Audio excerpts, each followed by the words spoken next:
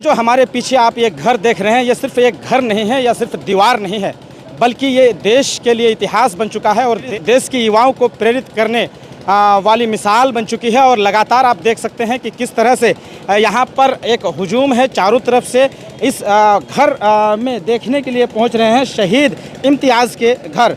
यह घर अब सिर्फ एक चार दीवारी नहीं कह सकते हैं, बल्कि शहीद इम्तियाज़ की वीरता की गाथा भी है। इन दीवारों में बसता है एक शहीद का बलिदान, जो हर आने वाली पीढ़ी को प्रेरित करेगा। यह मिट्टी अब केवल मिट्टी नहीं है, शहीद के सपनों और देशभक्ति का प्रतीक बन चुकी है। इस घर का हर कोना गूंजता है उस शहीद की कहानी, जिससे देश के लिए अब सब कुछ न्यौछावर कर दिया है। यह आंगन सिर्फ आंगन नहीं है, बल्कि शहीद इम्तियाज़ के अमर बलिदान की साक्षी है। दरवाज़ों से अब हवा नहीं, शहीद की खुशबू गूंजती गुजरती मिलेंगी। यह घर अब एक तीर्थ स्थल है, जहां देशभक्ति और बलिदान की मिसालें जीवंत हैं। शहीद इम्तियाज़ का ये आशियाना अब हर दिल में वतन के लिए मर मिटने की प्रेरणा जगाता है।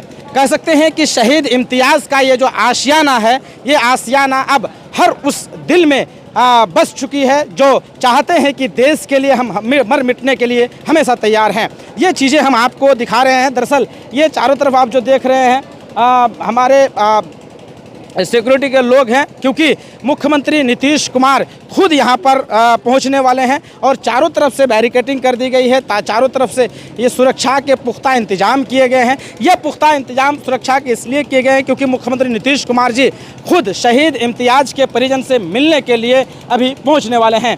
लेकिन हम आपको बता दें कि शहीद इम्तियाज़ के गांव में हमने जब लोगों से बात की तो लोगों ने कहा कि बचपन से उनके मन में ये सपना था कि हम देश के लिए कुछ करें, और ये करते करते सीमा में सेवा करने का मौका मिला।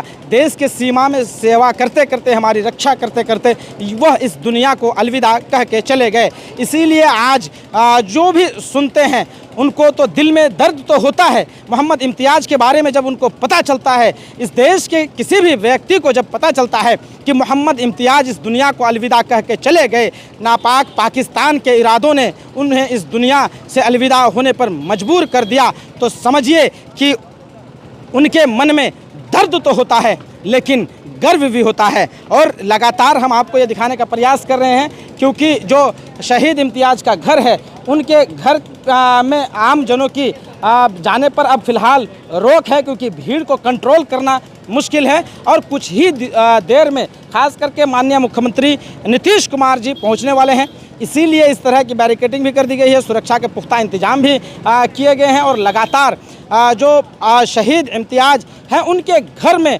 लोगों का आना जाना लगा हुआ है। हर कोई चाहता है कि इस दिन का गवाह हम जरूर बने। हर व्यक्ति जिनको भी पता चलता है कि मोहम्मद इम्तियाज़ शहीद हो गए हैं, वो चाहते हैं कि हम उन्हें अगर नहीं देख पाएँ, उनके चेहरों को नहीं देख पाए, लेकिन उनके इस आशियाना को ज़रूर देख लें, उनके द्वारा बनाए गए इस दीवार को हम ज़रूर देख लें, ताकि हम उनकी देशभक्ति को हमेशा याद कर सकें। ये देखिए कि किस तरह से जो ये दरवाज़ा है, ये गवाही दे रहा है। ये दरवाज़ा कह रहा है, पुकार रहा है कि हम इस दरवाजे से लगातार उनके खुशबू को गुजारेंगे, उनके देशभक्ति का जो मिसाल है उनको लोगों को याद दिलाएंगे कि आखिर मोहम्मद इम्तियाज़ इस दुनिया को अलविदा अंततः कह के चले गए। और ये समझिए कि ये चारों तरफ जो है बैरिकेडिंग कर दी गई है, और लगातार अब फिलहाल आम जनों पर आने पर रोक तो है, उनके घर में